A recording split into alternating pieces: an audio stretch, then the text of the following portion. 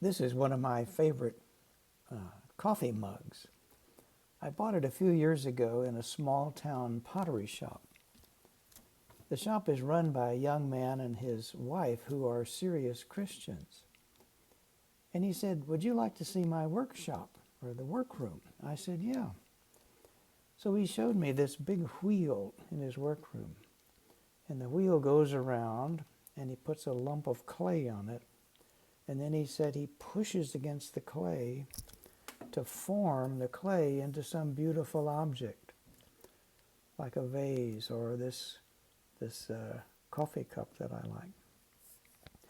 But he said the clay resists the potter, and sometimes he has to push really hard to form it into what he wants it to be.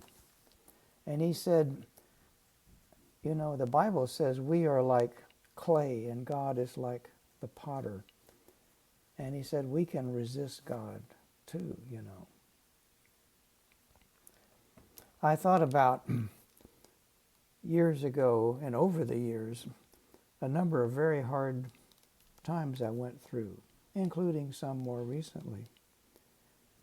Those times of deep struggle, they were times that I often didn't know why God was doing what was happening in my life.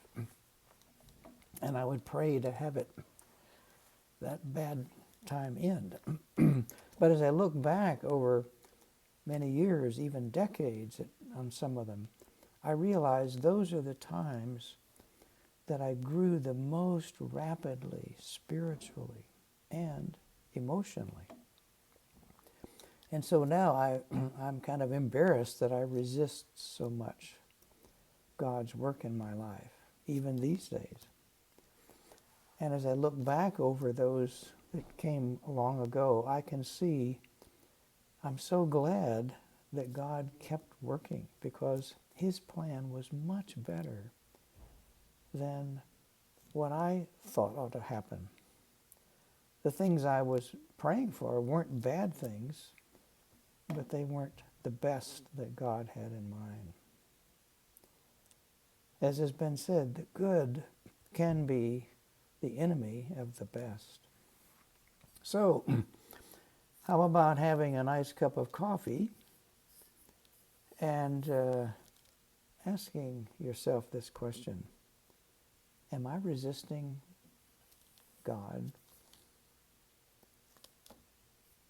Blessings to you.